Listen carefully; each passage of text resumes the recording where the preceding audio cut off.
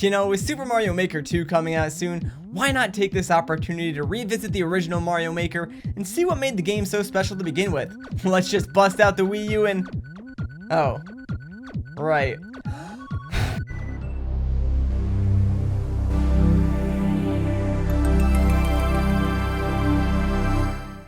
Ah, yes, Super Mario Maker. I was so excited when this game was announced. The prospects of being able to create my own Mario levels and share them with the world was captivating to me. I tried my hand at level creating, but then I realized that good levels are actually quite hard and time consuming to create, so I really only made a handful before switching over to Chorus World to benefit from the hard work of other users. Now, I'm not saying that chorus creation is bad, it's a key feature of Mario Maker, and there are some really spectacular levels that have been created. The amount of planning and time must have taken to test and perfect some of these levels is nothing short of amazing. I mean, look at this level. This dude somehow made an entire Mechazoid boss fight with multiple stages in Mario Maker. I have no idea how this even works inside of the game engine, but it's incredible. For myself though, chorus creation just isn't for me. I guess I don't have the attention span or foresight for it or something. I always just end up making generic levels that aren't terribly interesting or fun to play through. Thankfully, there's like a seemingly unlimited number of stages, so what do you say we check out some of Mario Maker's finest? Oh yeah, Mario time! I sure did love that level. It was on par with Miyamoto's own level of quality. And that really is the main problem with Mario Maker. With seemingly infinite possibilities and ways to get creative, it can sometimes be a little overwhelming. I know for me personally, when I try to design a level, I usually spend a lot of time just staring at a blank canvas, thinking about how I should start the level or mechanics that I want to introduce somehow. Oftentimes I'll create something, play test it for a little bit, and then end up nuking it and restarting because it didn't exactly turn out how I thought it would. And I feel like that's something that a lot of players who create levels go through. It certainly takes a very creative and talented person to come up with and design a good level. It also makes you appreciate all the extra work that Nintendo does internally to ensure that every level in a traditional Mario game is fun to play through. Unfortunately for Mario Maker, for every good level, there's a giant septic tank full of bad ones that you gotta swim through before you can find it. I think Nintendo's solution was to include that booklet with Mario Maker that gave you a ton of levels and examples of things that you can do in the game, which I'm sure is probably very helpful, but I didn't read it, and I'm sure a majority of people skipped over it too and just went right into playing the game. Maybe that's our fault, but I also think that Nintendo, if they had built in like a library of stage templates or elements that you could pick and choose from and directly add to your stage by like tapping on the screen, it really would have helped in the creation process, especially with people who lose focus like I do. It's a shame too because oftentimes when you find a good level, it'll be right in the middle of a 100 Mario challenge, and there's really no good way to follow that creator or check out their other levels without quitting what you're currently doing and going through like a series of menus just to find that level or the user's profile. You'd think after a while all the good levels would rise up to the top and be featured or something, but unfortunately the in-game level browser isn't that robust, so finding levels one by one is pretty tedious, and with 100 Mario challenges, it's just completely random. You might get a good level, or you might get something like this.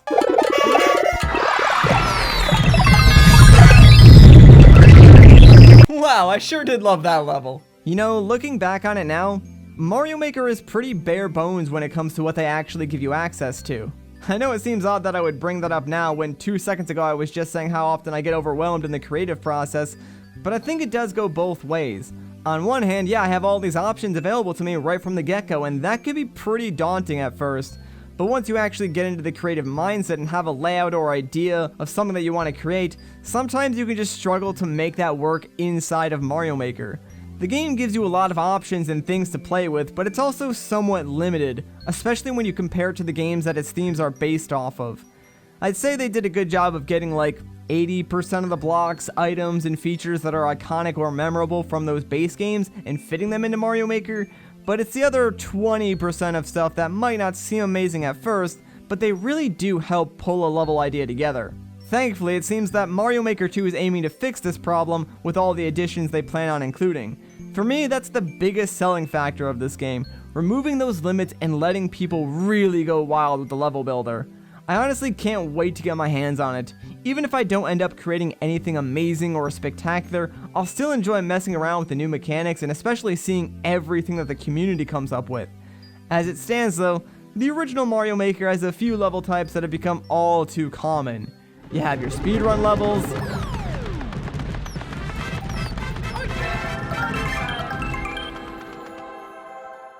man, I sure do love holding run and then right on the D-pad. Then you have the automated levels.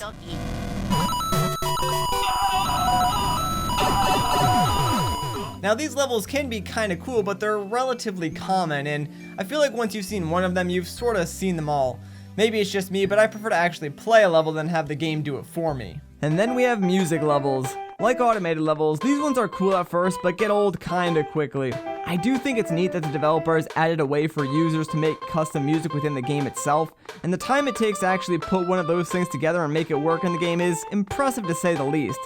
But at the end of the day, most of these levels are just you moving to the right by either holding or not holding the run button. It's slightly more involved than a fully automated level, but at the end of the day, I'd rather just play the game normally. These levels do have some charm to them though, and as a way for someone to express themselves and make something, I think they do have value. I just wish there was a way to categorize these levels under like a creative tab or something. That way they have their own little place to hang out and they wouldn't show up in like 100 Mario challenges or whatever when I'm just looking for normal levels to play through. Then we also have levels like this. Oh no! Oh right, my bad. I didn't realize I wasn't allowed to blink during that level. And of course you can't forget the troll levels. These are levels that exist just to eat up your lives in a 100 Mario challenge or just to cause frustration for the player. They pretty much punish you just for trying to play the level, which, in my opinion, gets kinda old fast and ruins some bit of the fun. Most of the time I just end up skipping these levels if I come across them online. People tend to do this to make their levels harder, but if I'm entering a pipe blindly with no idea where it goes and it just leads me to a death trap, it's not really adding any difficulty to the level, it's just killing me for exploring and trying to play. Plus, a lot of these troll levels can really only be beaten by pure luck, or if you happen to find the one invisible block that either has a hidden power-up or leads you to a secret door off screen that takes you directly to the end or something like that. Oh, and here we have At Least You Tried by Julia. Well, more like At Least You Tried to make a level, Julia, because all I had to do was fly to the end of the stage. In all seriousness though, Mario Maker is great. It was almost like Nintendo's swan song to the Wii U. It'll always stick out to me as one of those titles that perfectly shows off the benefits of the Wii U gamepad. Because trust me, there were a ton of games that didn't incorporate that thing very well. I'm looking at you, Star Fox Zero. Here it just makes sense. So much so that I wouldn't be surprised if most people who design stages on Mario Maker 2 end up doing it in handheld mode. Even with all of its limits, the community surrounding the game still managed to find new and interesting ways to play or create levels with it even to this day. One of my favorite Mario Maker creators is Panga. His levels are insanely difficult, but they're all very well designed and feature some crazy stuff that is just absolutely out of my scope of understanding. I'll probably never be able to beat one of his levels, but man are they a marvel to look at. Besides Smash for Wii U, Mario Maker is probably the Wii U game with the most active community. Now with the Switch out, most people have moved on to Nintendo's newest console, and Mario Maker has certainly died down a bit. But when the game was at its prime, I enjoyed watching some of my favorite streamers race through the game on their own channels casually, or at huge speedrunning marathons like Games Done Quick. It says a lot about a game when even as a spectator you can have fun with it, and I think Mario Maker is one of those games that truly does have something for everyone. Plus it's got a Super Mario World skin, I mean, what more do you want?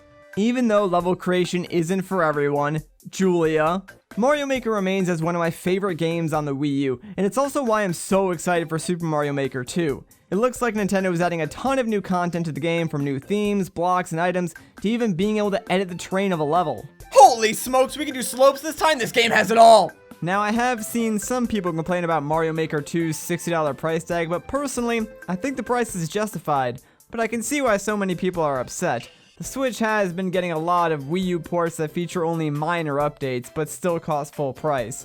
I think people are just getting sick of buying like the same game twice.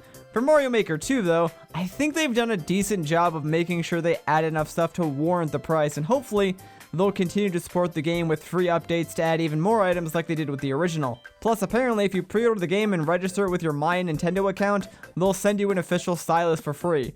I'm not sure why they wouldn't just include that in the box, but hey, at least physical and digital copies are both eligible. On top of that, it looks like Nintendo is improving the way that users can find levels, which will hopefully make it easier to find the good ones. They even included a single player, which I gotta admit is a nice touch. Mario Maker is a game that pretty much lives or dies by the activity of its online community, and since Mario Maker 2 is a Switch game and requires a Nintendo Online subscription, including a single player is a nice gesture because with over 100 levels, it at least guarantees that little Billy will have something to play even if he doesn't have an online subscription. Now, I know I've been a little bit harsh on Mario Maker and its community, but in all fairness, these levels can't all be that bad, right? Oh, no. Yeah, I was wrong.